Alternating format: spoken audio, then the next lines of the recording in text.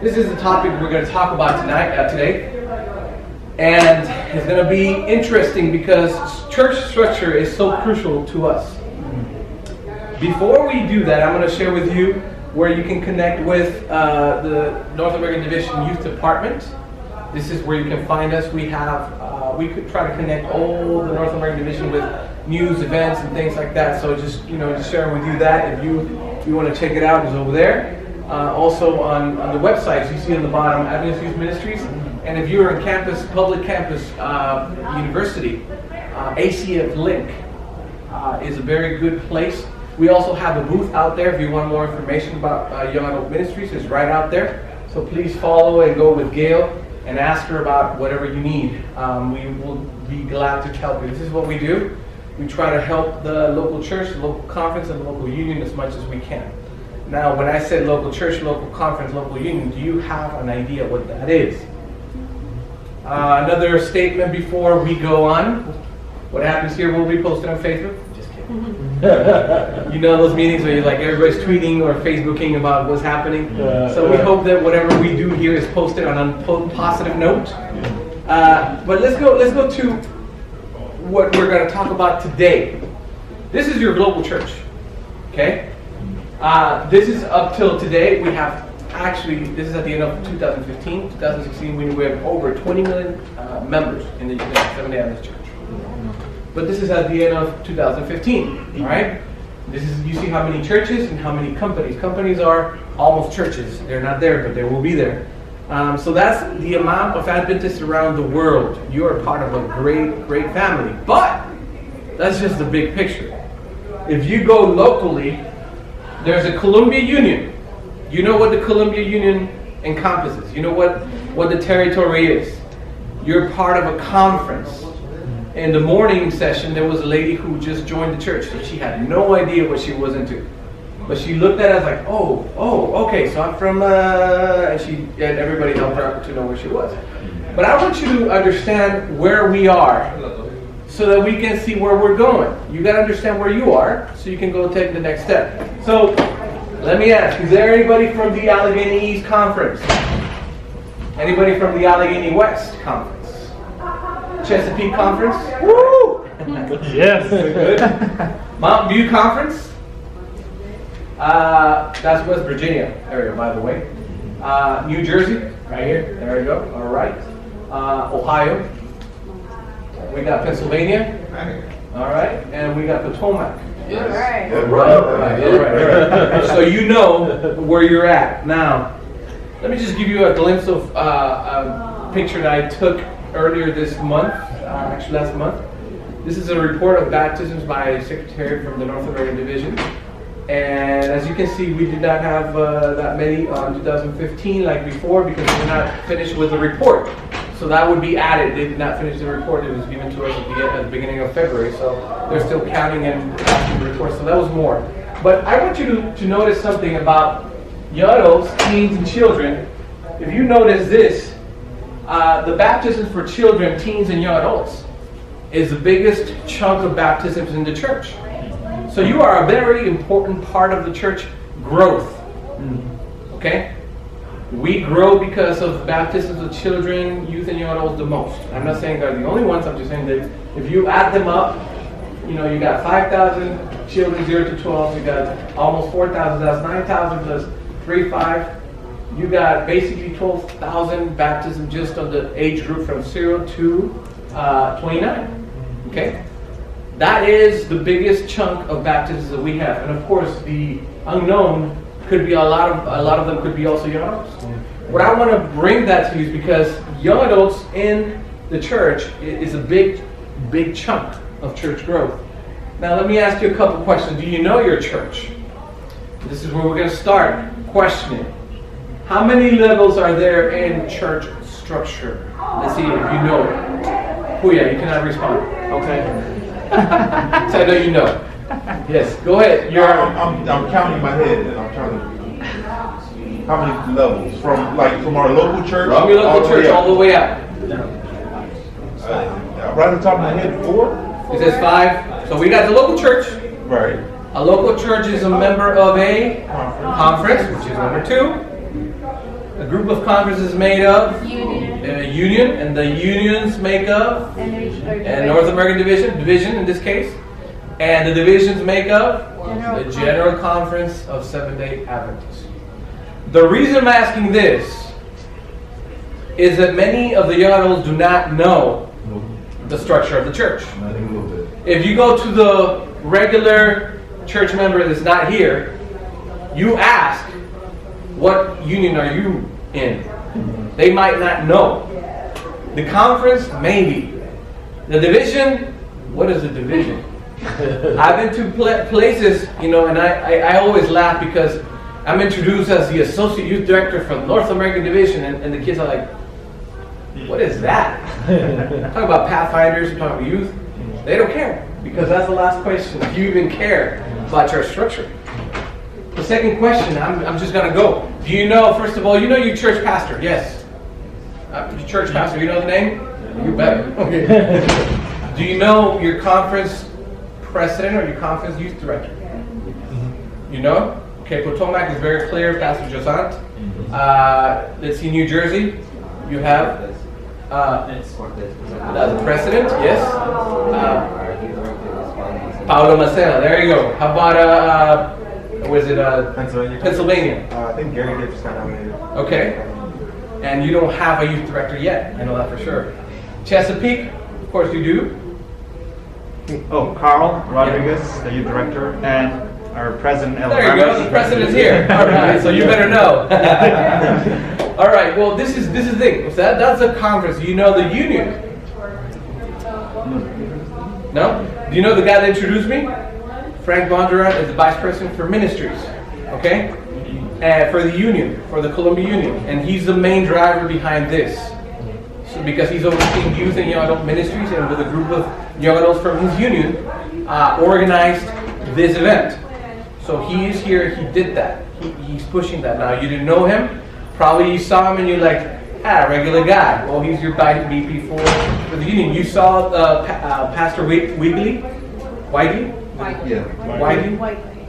David, and he is the union president, and he took selfies with everybody. Now, do you know the division leadership? Do you know the president of the North Oregon Division? Dan Jackson. Okay, good. Do you know secretary? Do you know youth director? Not me. I'm the associate James youth director. James Black. Of course you know. All right. And you know the GC president? Ted Wilson. Ted Wilson. And the youth director? Gilbert. Oh, he's gone. He's gone, so we have none right now. All right. So this is the thing. I want you to understand the structure, and I want you to understand there's a lot of layers to this cake. Okay? It is not an easy road all the way from the bottom, all the way to the top in regards of organizational layers. Most of the members do not know all these layers and who makes decisions. They assume that the church makes decisions however they make them. Do you know, and I'm assuming if you're in a local church, that you're part of a church that has committees. Have you heard about the nominating committee? Okay. Have you heard about the group that nominates the nominating committee? Okay. You know the process of the nominating committee. Do you know the church board? What did they do? How many times they meet? Yeah? Okay. You have an idea. Now, let's go to the questions, because this is where we're going to discuss together. Once again, this is from experience on the local church. Hopefully, the questions that we discuss, we put into context of the local church. This is my main goal. I'm not talking to you about how to deal with the North American Division or the GC, because it's not important in reality to what you live. Where you live is in the local church and your local conference. So we're going to talk about that. So the questions, and I'm going to ask all of you to form groups of 2 or 3, just turn around, and we're going to start discussing together. Because this is something, before we go into discussion about more structure and how you can make some changes or how can you influence some changes, you have to understand where you stand. Okay? Many times we request and demand change from structures while we don't even understand what is our role in the structure. Okay? So the first question, I want to ask you to turn around to the person beside you or behind you and ask, what is your involvement in church? What do you do in church? How involved are you in church as a young adult? What do you do in church as a young adult? And the president can also answer, no problem with that.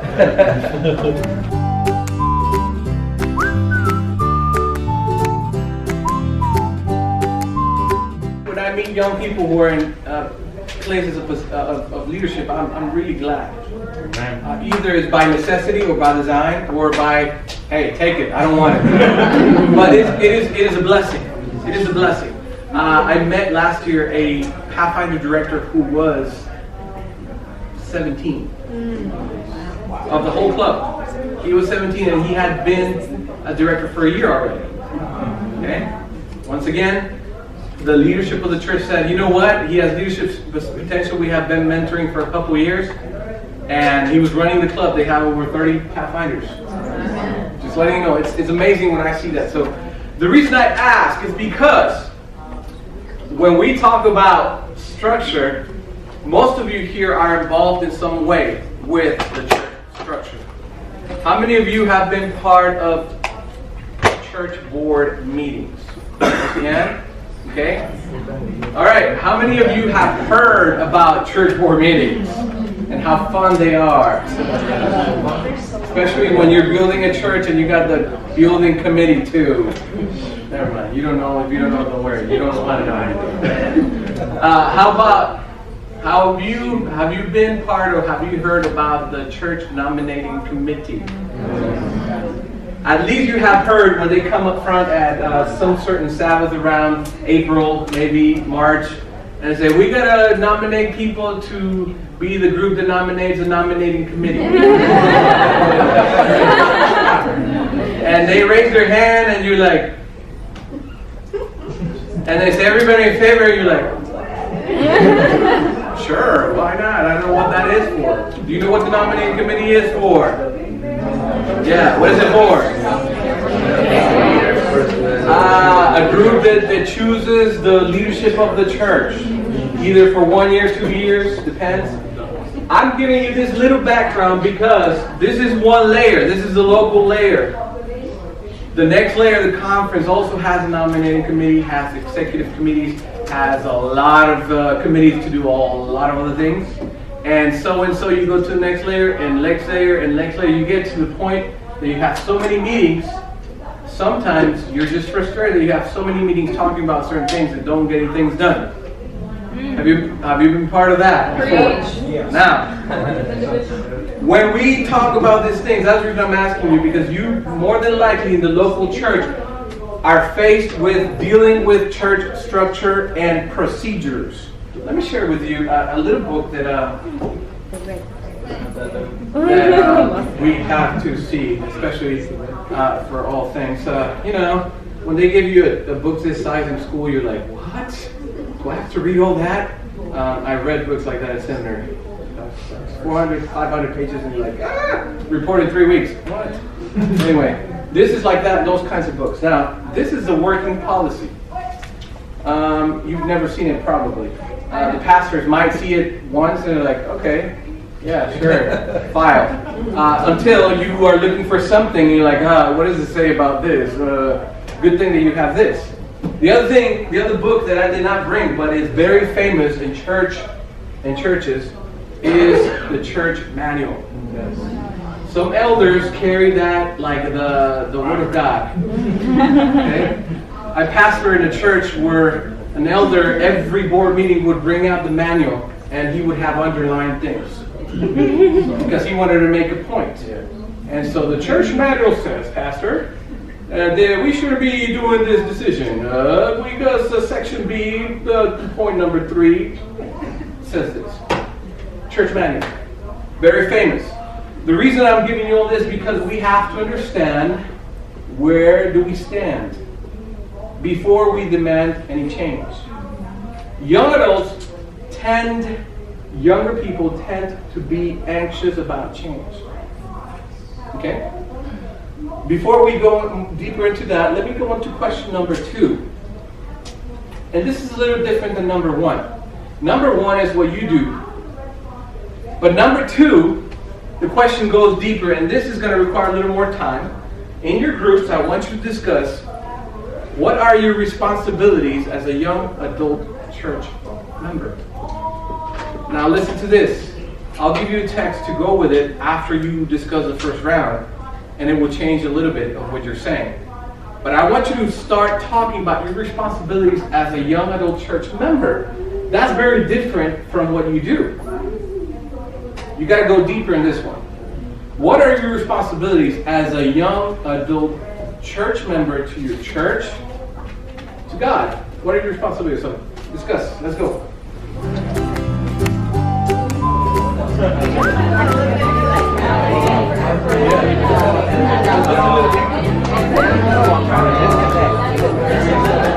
All right, let's put a pause. I'm going to hit you with scripture, because this will change a little bit of what you're saying right now. I just wanted to get you going so that you can kind of start saying, this is what we should be doing. Let me just share with you, and this is what preachers use to preach on youth weekends sometimes. 1 Timothy chapter 4, verses 12 to 14. Okay, listen to this. Let no one despise your youth, but be an example to the believers in word, in conduct, in love, in spirit, in faith, in purity. Till I come, give attention to reading, to exhortation, to doctrine.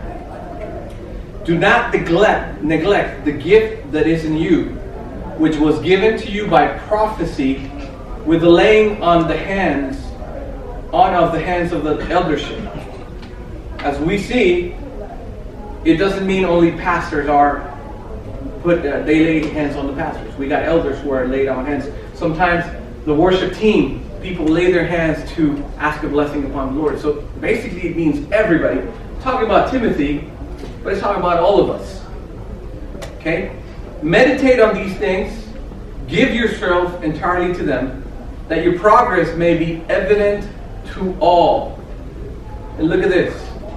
Take heed to yourself and to the doctrine. Continue in them, for in doing this, you will save both yourself and those who hear you. Go back to your group. Listening to this text, 1 Timothy chapter 4, verses 12 to 16. What is your responsibility as a young adult church member with this in light? Let's go.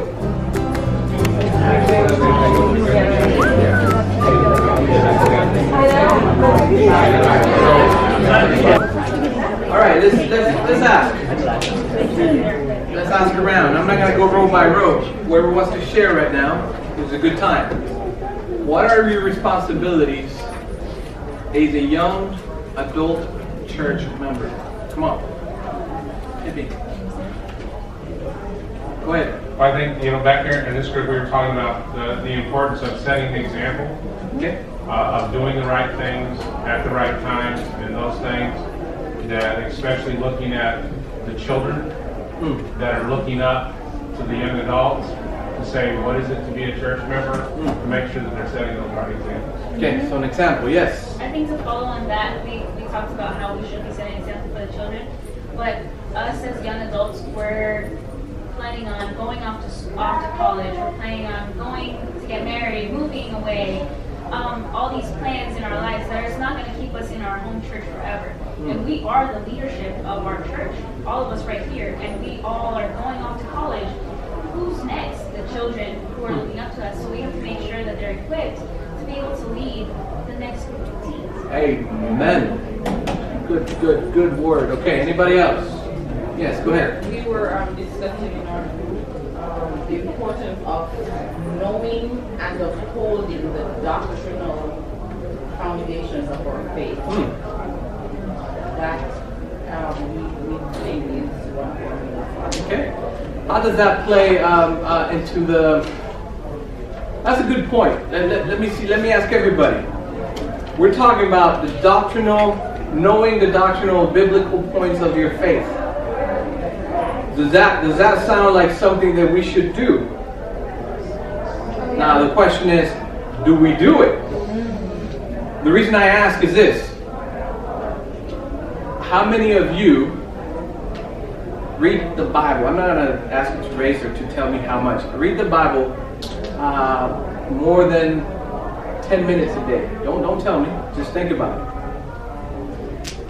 How many of you spend time on the Word at least five days a week? Okay?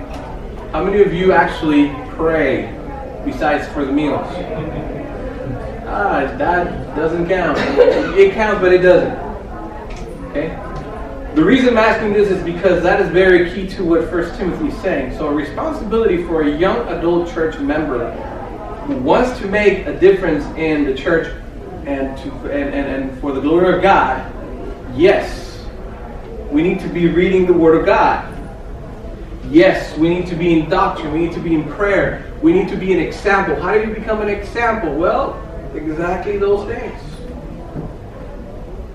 So we have to analyze ourselves and ask ourselves, are we there? Yes, ma'am. No, I just wanted to kind of put some meat on what I had said about my responsibility as a young adult. If you don't know what you believe, then like she mentioned, then there's nothing to pass on. What are you going to pass on to the young person? If somebody comes in and say, okay, we're going to do this way because the Bible says, but really doesn't the Bible say that? What do you do? Everything to win. Everything will shift your church, shift the way you operate, shift the way you hand down to the younger ones behind us. So that's why I said that earlier. This little device can help you know every answer to every question, right? Google it and you will know it. But we're not about Googling stuff, we're about internalizing things. Okay? That's the difference. Anybody can Google. Anybody can look for stuff. They can find verses and describe things. But how do you explain things that are internalized, that you have lived and believed? That's a different point. So I believe that she touched on another thing, and we'll go to you. She touched on responsibility, not giving up as a young adult. That's very good. We'll leave the doctrine on one side, and we're going to go to that point, because I believe that what you just said is one of the most challenging things that happens to young adults in church. Okay, so being shut down for any plan, anything that they want to do in church, or any position or whatever they want to do, and then being shut down, it creates something that pushes them to the outside. Okay? We're going to go here and then we're going to go to another topic. Yes? I think one, the comment on the doctrine is the fact our first fundamental belief is the Bible. Mm-hmm. That it, and understanding how we both interpret the Bible, how we study the Bible, and everything is outlined in that first doctrine. And that's for a reason, because without proper understanding of how you would go about looking through and studying and researching and those kind of things, even without the SDA commentaries, even without Ellen White's writings, if you can't get into the Word, then being able to demonstrate it to someone else is almost impossible. And I think that sometimes each one of us go through, and as a pastor, if young people think they get shot down with ideas, you should become a pastor because it's a normal routine by boards. Amen. All right. And so it's one of those things of saying, you can't quit, you can't give up, because eventually those people are going to die, and somebody's going to have to move forward and take care of things. Yeah, I was watching yesterday a video, and I couldn't bring it. It's called "Gotta Love Millennials," and it's a guy, Michael Tyler. It's a funny video. He describes millennials, how they men bun and they go to Starbucks, they believe in organic stuff and blah blah blah. It's just funny. And then it says, he's making fun of them, and then says, what? And then in a couple of years we're gonna be gone, and now millennials are gonna take over, and one of them is gonna be president. And it's like, oh, we gotta pray for millennials now. So it's a thing that to pass on the next one. It's just a funny one, and I appreciate that. So, any other comment on number 2? Yes, Kathy. I think one thing that we talked about was our responsibilities as young adults is also community involvement and bringing people in, but also retention. Because you see, I feel like a lot of our members who are older are not so focused on bringing people in from the community. They're focused on, which is important, I'm not saying it's not important, but they're focused more on ministering to the people already in church. Versus millennials are supposed to be the friendly ones, the communicators, the ones that go out. And I feel like that our responsibility as young adults is to go out there and bring people in, because we are the friendly ones. We are the ones that have a lot of means to go out and do that. So I feel like that's a big responsibility that we have, to keep people in church and to, and I think all of that kind of goes together. Let me throw a wrench in there. Go ahead. Are the people in church really working hard to keep the ones that they have? No. Oh, okay. Sorry, that's I don't think, I think they can be working harder, Yeah. but I think that their focus is definitely not in the community. Okay. I'm not saying where it is, but Okay. it's definitely not in the community. Yeah. Okay, thank you. All right. Yes. Well, it's just interesting. These 4 young people right here said, yes, we serve, but it's very hard. They empower them to have the position. Mm-hmm. They don't give them any power to do what they need to do. Ah. So I find that very interesting, because they said, yes, we're serving. They expect us to attend what they're doing and be on board, but they're not on board with what they are doing in their ministry. So it's kind of interesting. Okay, wait, what? Okay, So you're, Let me ask you. So you're doing things. Yes, we try to change things that maybe can improve the Your church. situation. Yes, Yeah, our okay. church. But we didn't find help. We didn't find support to the adult people. From the adult. Oh. Yes, because they have. But you're the leader. You're Sabbath school and you're the elder, right? Yes, it is hard. Yes, but so you have a position like Yes. We have to pray so much. Here's our youth leader, and we want to have events. Like if the adults are going to have like a whole evangelistic week, they want us to be involved, like in praise and computers and everything. But if we say, oh, we're going to have an event, we want you guys to be involved, only 2 or 3 show up, and So it's not reciprocal. no, it's not. And that's a little bit discouraging. And we are the leaders. That's what I'm saying. In Yeah. this moment, for example, for this weekend, we said, okay, we are not going to be on this Sabbath. Yes. We are going to be on the. Mhm. And they say, why? You have to help here. You have to. You are the leader. You Wow. Okay. All right. I get it. All right. But- Yeah, I get it. Wow. Yeah. Okay. Go here. I think I kind of understand and relate to what they're saying.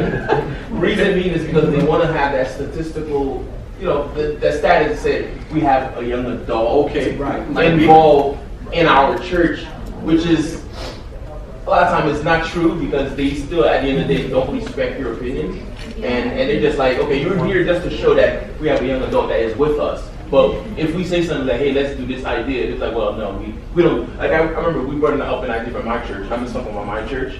And the guy said to me, the first elder said to me, we never done this here before, so we won't be able to do that. That never happens in any other church, right? No, but then I go on to my Okay, we'll pray in a little bit for that, but let's go there. Sorry, one last thing. Yeah. So I work a lot with children's ministries, and one thing that we teach our leaders to talk to children about is giving them titles without actually giving them authority. So you say, you are going to be the leader of tonight's worship, and you're going to be singing, and you're going to be the head singer for tonight, or something like that. I'm just being whatever. But for that night, the kid gets to sing and do whatever they want. I think what happens is people don't realize when we stop being kids or youth and transition into, hey, we're young adults, these titles mean something. And so this is when we're actually going to spearhead this, and we're actually going to make a difference with your blessing and your experience and your wisdom, but our ideas. So I think there's like a gap in which you don't know when we're not kids anymore. The reason I asked number 1 and then number 2, with 1 Timothy as a background, is for us to actually understand that every young adult has a responsibility to God, to the church. It is not like you just come to church and enjoy service. There's no way that that's the only thing you're going to do it. There's no way. According to the Bible, everybody is a priest. The priesthood of all believers. Everybody has a responsibility. Everybody's a missionary. Everybody is sent to go out and make more disciples. Everybody, including the young ones, the young adults, the adults and the elderly. Everybody. Many times as young adults, we come to a church and we see things that are wrong and we want to change right away. It happened to me. I was 22 when I became a youth pastor, my first assignment, and I was a youth pastor for 2 years. I came into that church and I was happy. It was an 800-member church. We had a big youth group, and I'm like, yeah, we're going to do great things for the Lord, and we're going to change everything, and blah, blah, blah, until I met the senior pastor. And the senior pastor said, you will do as much as I allow you to do, and you will do as I say. I'm 22, man. I'm filled with dreams. I'm filled with energy. God has given me a vision, and I have the energy. Let's do it. The pastor said, you need to give 15 Bible studies per week. You need to teach 2 hours of Bible class at the academy for free because you're the youth pastor. They're not going to pay you extra. You got to do it. That's 2 things. Now, you're going to preach only on Wednesdays, not on Saturdays. Saturdays is my role. That's what he said. So I never preach on Sabbath for 2 years. My God. I had to organize a Y. I had to be in charge of Pathfinders. And, of course, anything else that I wanted to do, you're free to do.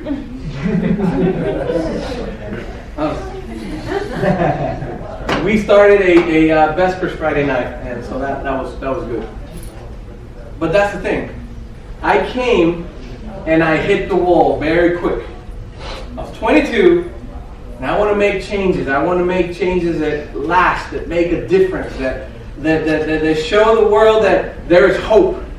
That show the church that things can be done if you will it. Such a young adult.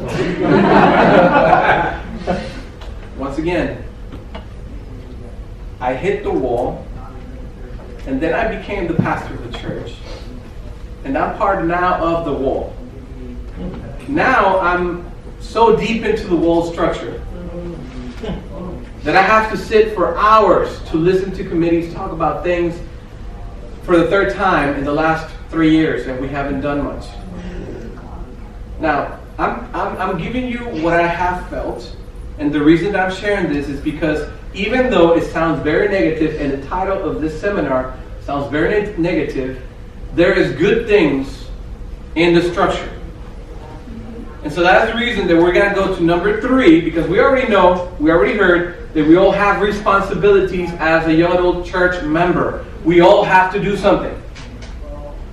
We may hit the wall, so that's number 3. How does the church, your local church, affect you? And I want to go clear right here. Let's look at both sides. How does it affect you positively? And how does it affect you negatively? Because it hits both ways. We're focused usually on the bad things. Let's not do that today. There's many good things that the structure, the church, the place that you're at gives you and allows you to. So let's look at those things and then look at the things that are not the way you want, or they have stopped you cold right away. So let's go. Let's discuss in those groups over there. How does it affect you positively, and how does it affect you negatively?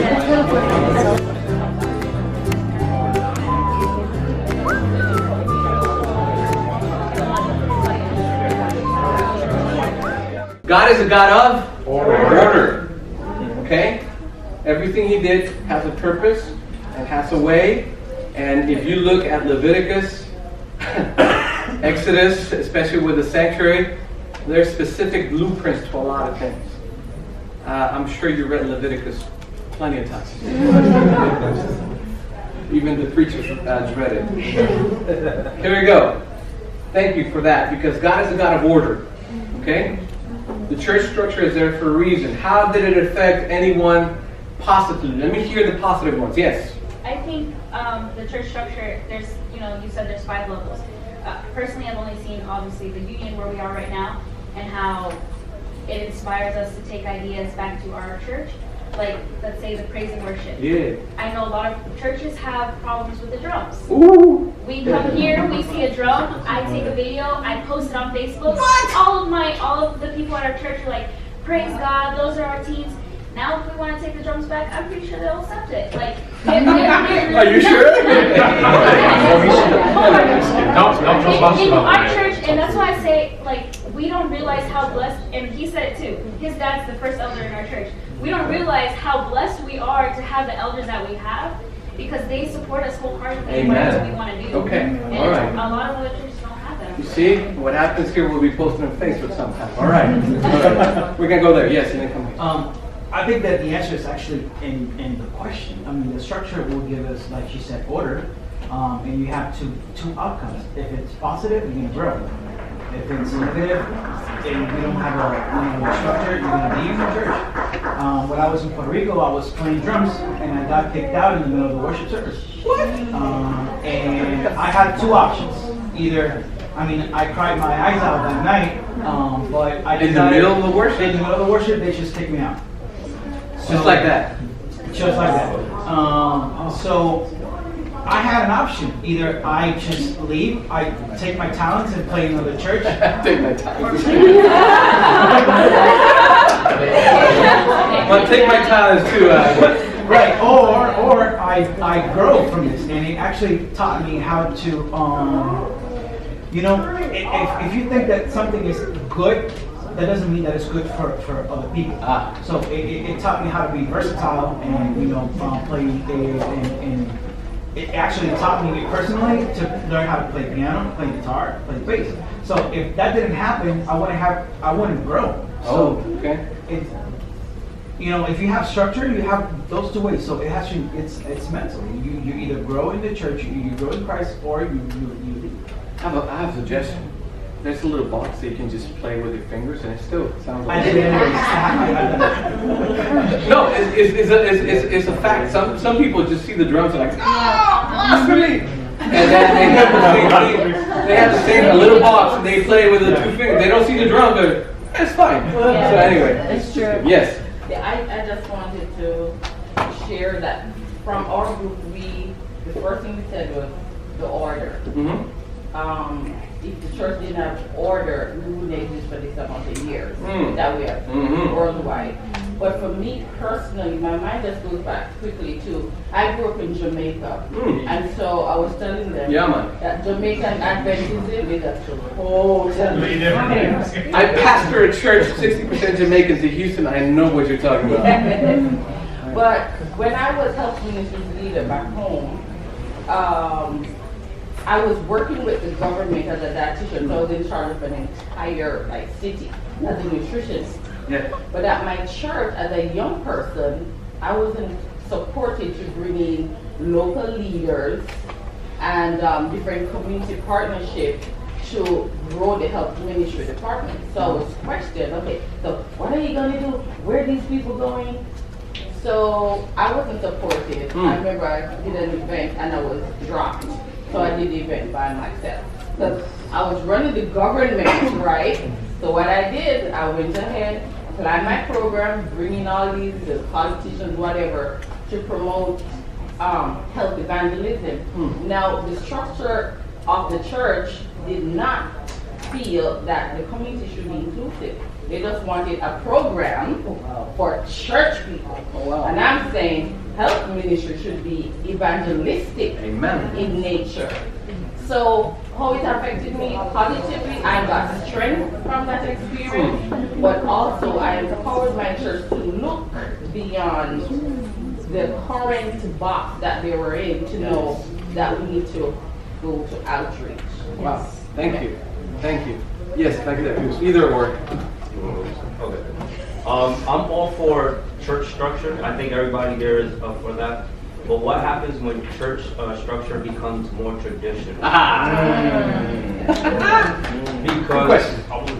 I was waiting for that. Get excited. Because the thing is that I'm a youth pastor for 2 churches. Yeah. And my main Drums or no drums? Nah, they don't want to do drums.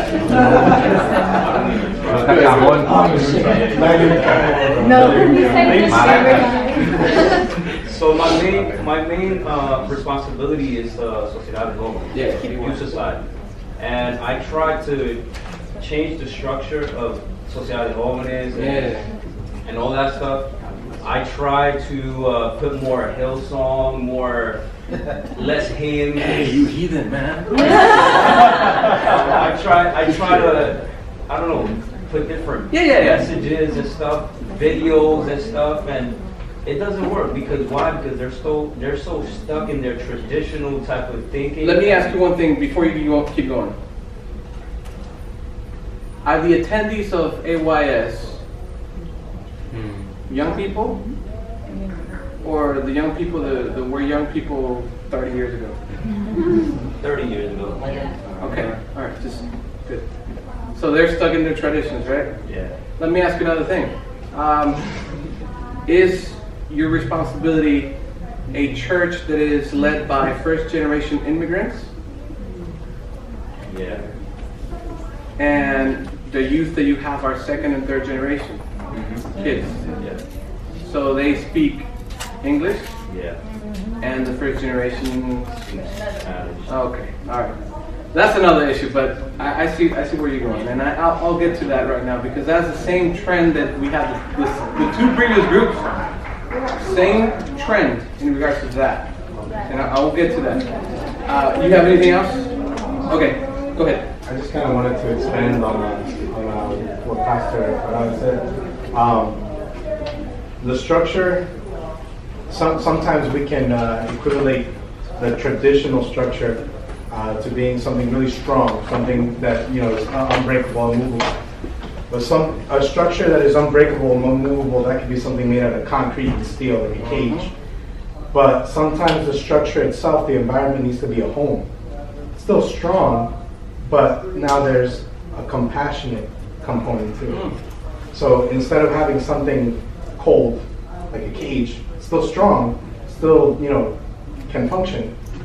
A lot of times, me individually speaking, I've had feelings of both. Like the church at a local level, for my church, it's felt like, something cold, but strong, and only sometimes loving and caring like a home and still strong.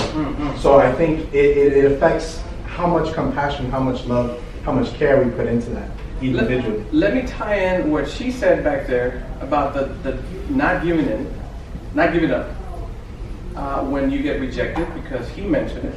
That row was coming up with good things. What Pastor here mentioned about what is structure and not tradition, and what you mentioned about compassion. Young adult ministries and you all here are there, Lazarus and you here in this meeting, you're beneficiaries of the structure. Okay? Let's start with that. Because of the structure that we have in our church, we have this meeting. Okay? Because of the structure that we have, some of your churches paid for you to be here and supported you to be here. So the benefits of being in a structure, they're great. Like you said, there's like a support. The problem becomes when we go back home and we want to play Hillsong songs with drums. And my church, like your church, says, nah, not in my lifetime. This is how we did not do it at home, meaning another place, back in another country, in your context.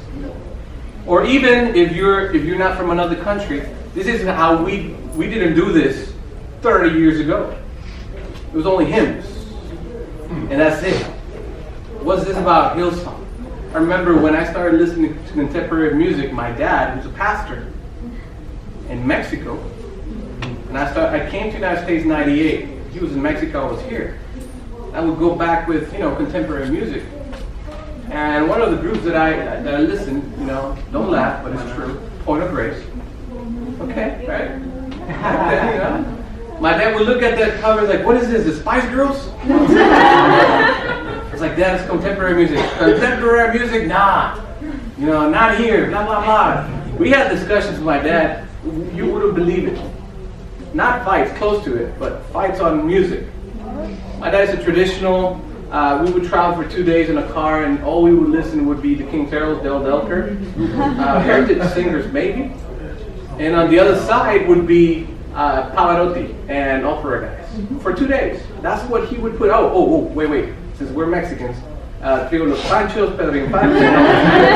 Those are okay. Those are okay. I mean, I learned the romantic songs, so that's pretty good. But that's the thing, though. There was very definite set of things. Are you talking about drums? Right. My church, blasphemy. But then, I get here and I'm starting to listen and I'm like, this songs really speak to me. Not that the hymns don't. The hymns also speak to me, but, today, this morning,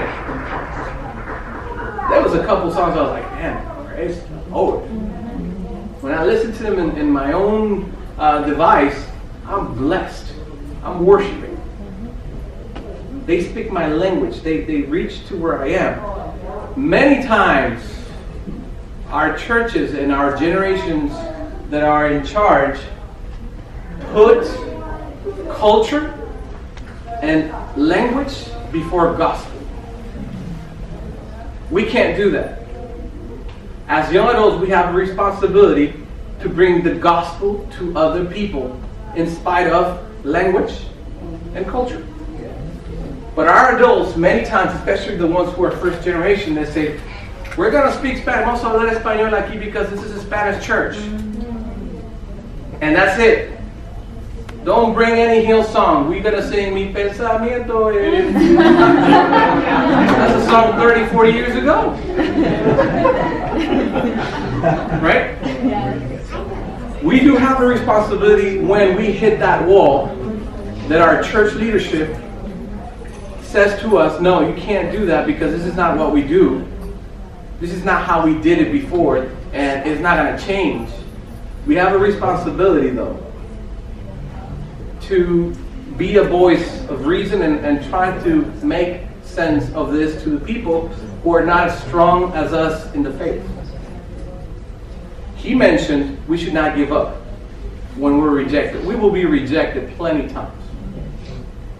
And I'm not talking about the church structure being the church, but people within the structure rejecting that. We got to make a difference, okay? It is not the church rejecting you. It is the people that are the church, that are in the church, that reject it. That's a little different. In the end, some people say, well, the church rejected me, they leave. It's not true. There's people within that structure that rejected that. So we got to be careful. Yes?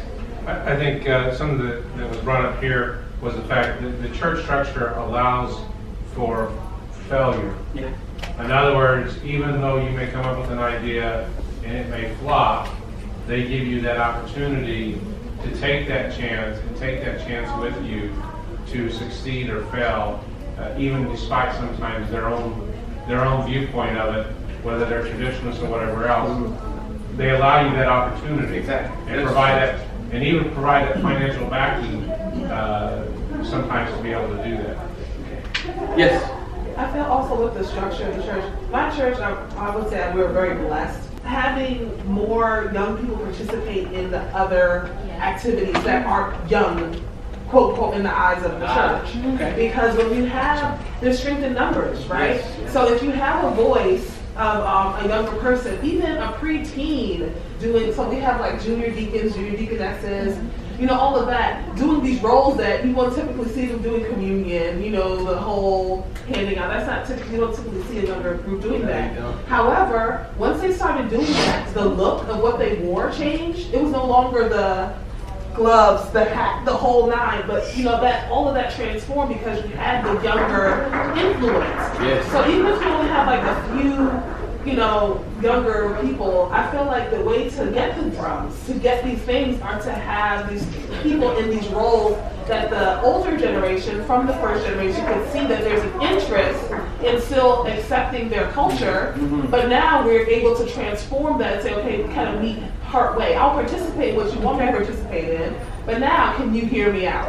Instead of just bringing in something brand new and keeping it separated. So it's a relationship, a Right, building within of the structure. Okay.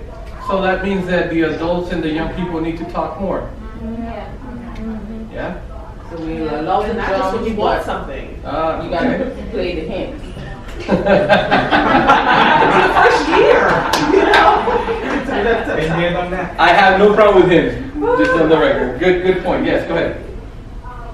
Maybe this is changing topics totally, but I'm thinking of church structure at the moment a little bit less as culture and tradition, more like almost as a legal institution. So I have kind of questions like, for instance, my girlfriend is dealing with a situation where her priest has been like touching women, right? So what is like, like younger, like this is not appropriate. So like she doesn't know what to do, right? She doesn't know who to talk to. She doesn't know who to report that to. Yeah, the police, but like yeah, right. That makes sense. But like, so issues where it's almost like, yeah, cool. So you're not comfortable with drums. I'm talking more like this is where do we go to create a new entity, a new, for instance, Adventists for Social Justice. I don't know if anybody's getting involved in that. There's like a Facebook group. There's like tons of political action that's starting up. How does the church as an institution relate to these like new social inventions or you know, like if there is controversy in the church, like who do we legally go to? Okay, I get it. You know, to deal with that's a big thing. That's definitely another section of the discussion, and I believe that your concerns and your comments are valid because most young adults right now are socially connected through a device, and the adults are clueless many times of what the young adults do on social media. If you go to a traditional, I'm speaking from a Hispanic background, a traditional Spanish church, and you ask the parents, do you know what Instagram or Snapchat is? Most of them have no idea, the parents. Now you ask the kids, most of them are into that, so the parents probably don't even know what their kids are into. Once again, this is a different generation, it's a different way of doing things and seeing things. And I agree, this probably takes to another context of structure. Let me just address one thing and then we're going to go to, you. In the context of your girlfriend, well, like he says, by law, pastors, we have to report right away. Right away, no matter what. If we hear it, we have to. If not, we're liable. Okay?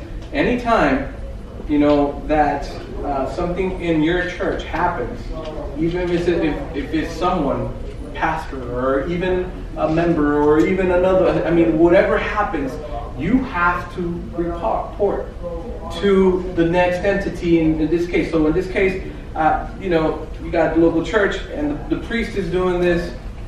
They have to go right straight to police. You know, notify. This is the leader of the church over here doing that. For us, if in adventures, you know, there's a guide doing something, the director needs to go straight to the pastor's pastor needs to go straight to the cops right away, like that. So that's the process of legal stuff. Liability is so high, we cannot waste time on this. As pastors, it's the most dreadful thing to report. It has happened to me. They have come and, you know, and I had to spend the whole night going with the police over things. So I remember they try to keep it in the church. Well, that's the point. You can't do that. Yeah. You can't do that. And the church will be liable, whatever church it is, for anything that they cover, no matter what. So that's the reason that there's another entity of structure. But what you mentioned about social justice and things like that, the church tries to be church.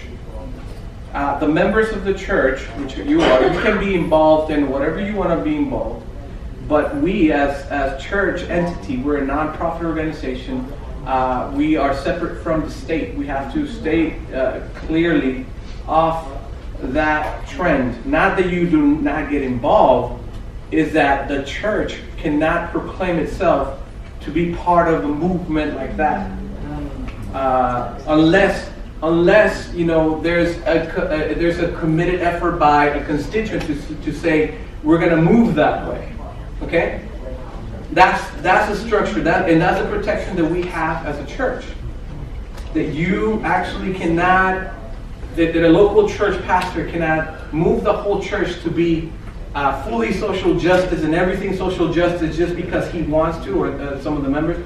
It has to be a vote by the whole community to say we're going to do something like that. You can't move on your own. Once again, it's liability. The nonprofit status becomes a risk when you get involved in things like this very deeply. We will support causes. We will support against this, against that. We will. We have to make statements. But is the local church, you know, especially the local church member, who is the one that probably has to make the decision on itself. I think the church needs to stay off that because of legal reasons. And that's the way the structure is. So that's my answer, and hopefully it helped. Yes, we go that one. Well, I mean, that's when trainings come very important when you're a leader or becoming a leader in a department of the church. They teach you these things ahead of time. And, you know, people will come up to you, not even to the pastor, but just because you're a leader and they feel a personal connection to you, and or maybe just too scared to go to the pastor. You know, some leaders wouldn't even know what to do. Yeah. Well, without that training, but with that training, they Yes. are more well prepared. Just like how I went to this Pathfinder leadership training, it taught me more what I should do if, as a sub-director or just director, corporalship, whatever. In general, you know, what to do in those type of situations. Yes. You know, just trainings in general is just very important. I like that point that you made, because most of us, young adults, when we start in ministry, you don't get handed a handbook of what to do. No. You're just given a position and say, you know, go ahead and we'll help you along the way, right? Maybe. Maybe. If you're lucky, you will have a mentor, you'll have people who will walk with you and help you through it. But more than likely, most of us are thrown into the fire and expect to do a good job. Okay? Now, we have to do better than that. Number two, what are your responsibilities as a church, young adult church member? Leave it better for the people that come than what you found it. Okay? When you leave your position, when you leave what you've done, I hope and I pray, like you mentioned, that you leave something for the ones. You leave trained people behind you, so that when you leave, they'll take it to the next level. Wouldn't that be great? That your church even flourishes when you're gone. It's not about me. It's not about you. It's not about the people that are, you know, it's about God. So when we focus on God, I don't get the glory for what I do. I may be good at some things, but I'm not the best. But what I'm called to do is to do as much as I can to prepare the next one so he can do better than I did, and we can benefit the church. And a lot of youth leaders, what I've seen is a lot of them don't want to share their ideas. And I'm like, okay, as a youth leader, I want to give as much wisdom as I can to the person who I'm supposed to mentor. Or I pick one, and that's something that I learned from the youth leader before me. She told me, grab of the youth that, younger than you. Yeah. And have them with you. Every time you do a program, give them responsibilities. Teach them what they're supposed to do. Give them all of the wisdom that I could possibly have that she passed out to me. I want to pass on to them so they can do even better. So that next time they can do even more. Amen. Come on. All right. I think that we need to understand within the church structure that the church structure as a whole has those training. Yes. Advent Source has tons of that information. Yes. But the reality is the person that handed the mantle to you didn't get that training. True. And so they're giving you exactly what they got when they stepped into it. Exactly. And for young adults that have the technology, the ability to get the information, process the information, and disseminate the information is that responsibility that needs to stand and say, we need to stop what's traditionally been happening and start doing better, as she said, passing on that knowledge, getting the resources, knowing where the resources are. And I think that's part of what Scott was asking, is are we set up structurally that says this is truly where the resources are, and this is where you can get them, and this is where you have access to them. I think the youth department can help in this. Just that? Let me speak from Potomac Conference. Yeah, there you go. PCAYN. And like I can't speak for many other conference. So in Potomac Conference, what we are trying to do is once a year we have a leadership conference that we bring all the youth leaders of when I say youth leaders is everybody under the umbrella of youth ministries.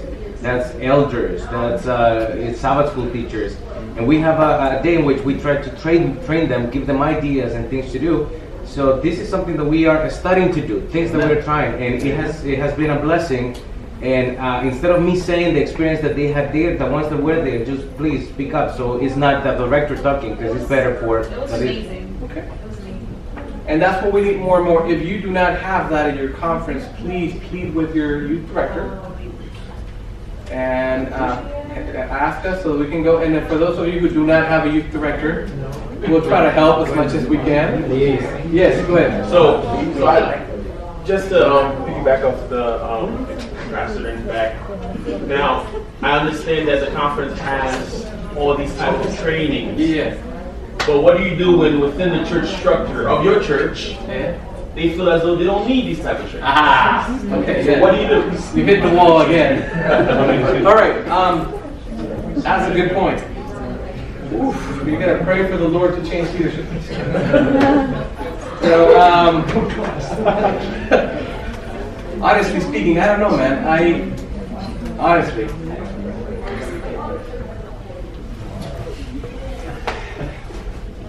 This is the part that frustrates me because, I'm an action kind of guy. And I'm on the boat of trainings. I'm on the boat of, like she said, we gotta mentor, we gotta get more people involved and younger. We gotta train them. So when that happens, it's hard for me to tell you what to do because I'm not in their shoes. I don't know what they're thinking. I don't know what their vision, mission for the church is. So it's hard for me. So I don't know. I wish I could tell you should do this and this and this, and you can, make a golpe de estado. How do you call that? A coup d'etat. I think what helps. I might have an answer, but the good thing is our young adults, they're more involved in the conference area trainings than our old ones. Some of them are still in power. But you tell them like there's a training for this particular department. They feel as though they don't need to go to that training because they think that they know everything. So that's an attitude problem that we cannot do anything about it. Yes. It's a little different from what everyone's been saying, but I think one of my favorite things about the church structure is just that as an entire global organization, we have a lot of different things where we can come together. And I think that as Adventists, we're a smaller group than other mainstream Protestantism or even Catholics. So for me personally, I don't meet a lot of Adventists in day-to-day life. Yes. Whereas other friends might meet other Baptists a lot Or or Catholics, Catholics a lot. And so it's just really nice to come to things like this or Oshkosh or there you go. So I think for me, that's one of my favorites. Good. We're right out of time, but I'm going to go for the last question. I want you to think about this because After we know that we all have a responsibility, we all have a responsibility as a young adult. No matter if you hit a wall, you still have a responsibility. Okay? I want to turn it around and ask you this. Because you are the change. Okay? There's a quote, I don't know, you know those quotes that you see on Instagram that Abraham Lincoln said, but actually he didn't. I heard this, I don't know who said it. Be the change you want to see in the world.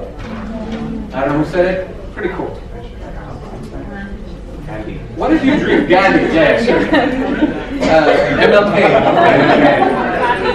Ellen White. Messages to young people. This is the thing. It comes down to what? It comes down to your relationship with Christ. Amen.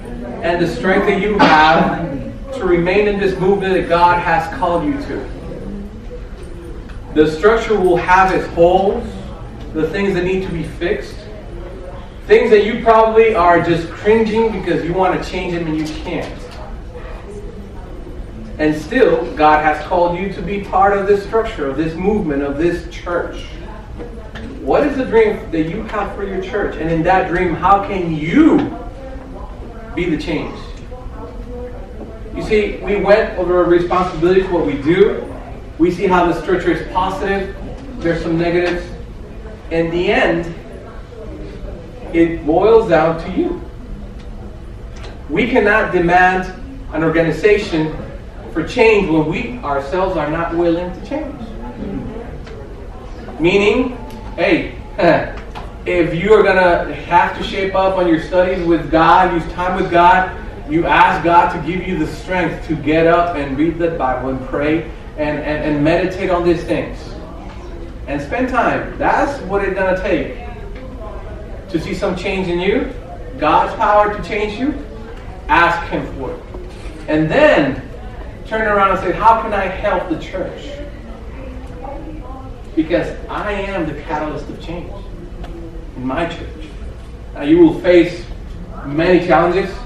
You will face walls of tradition. But you're still called to be a catalyst of change. It's your responsibility. So I leave you with those two questions. You don't have to discuss. One last comment back there. Yeah, I just want to, it actually ties into this question what I was going to say. And real quick, the main thing that I noticed in my church, same thing with traditional back at home, the youth, and to all the young adults here, you can, like, if you hear this around your church, like, oh, maybe we should go try another church, or let's go to another church. Keep in mind that the same problems you find in your church, they might be even worse in another one.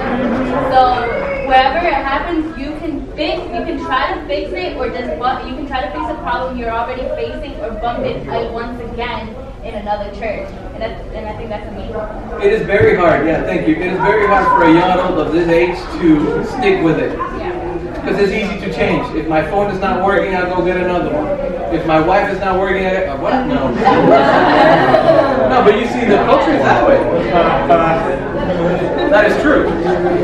Hey, 5 years, no, it's not going to work. Done. That's the culture. That's the reality. And we take that into the church. It's not working for me. I'm going to go to a different church. I agree with that. Before we go to that one, let me just share with you my dream. Okay, on this. My dream would be the young adults own the mission. And I'm not saying that you say this is mine, but it is owned because it's given to you and you say thank you, I'm going to take it, and it's supported by the people that gave it to you. Meaning that when you find people embedded in traditions and you say, can we do something for the young people in their own language? In this case, in your case. And then the church says, yes, we're going to support you with that because we want them to know Jesus in their own language, not in the language that I prefer. That would be my case, my dream. So that the young adults say, okay, now we're going to go and reach other young adults who are unchurched, who are seeking for something, and we have the support of the church behind us. And they're not forcing us to do it in Spanish or in traditional language. But they're allowing us to actually do mission the way that Jesus said, go and make disciples everywhere. That's my dream, that we would plant churches not because we're splitting, but because we're intentionally saying to young adults, there's young adults out there who don't know Jesus. How are we going to empower our young adults to go to reach them in their own language, in their own culture, in their own thing?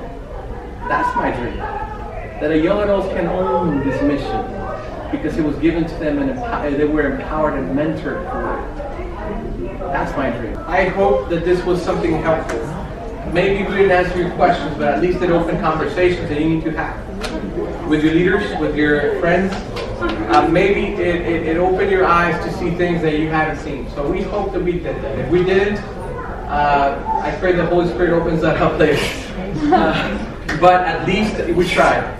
So at this time, I'm going to ask all of you to stand up with the sitting. Let's pray. Let's pray. Here we go. Thank you, Heavenly Father, for giving us a wonderful afternoon. Yes, we're tired. We've been sitting. Lord, it's too much information sometimes. But Lord, if we get anything, may it be that we're going to keep fighting with you. We're going to keep going with you. We're going to keep asking you to give us the strength to keep going in spite of the no's, in spite of the walls that we face, in spite of the bumps that we face. Lord, we know that just as the church may not be perfect, we are not also. And so we ask for grace. We ask for forgiveness if we have done or said things in our church that have hurt our fellow believers. And give us grace so that we can endure in love and try to work to get more young adults into the church. And I'm not talking about a building, Lord, and just being part of the community that loves you and waits for you for your second coming. Help us to be those agents of change that we need to be by your power, by your spirit, like you said. So Lord, we thank you so much this afternoon, and we ask all these things in Jesus' precious name. Amen.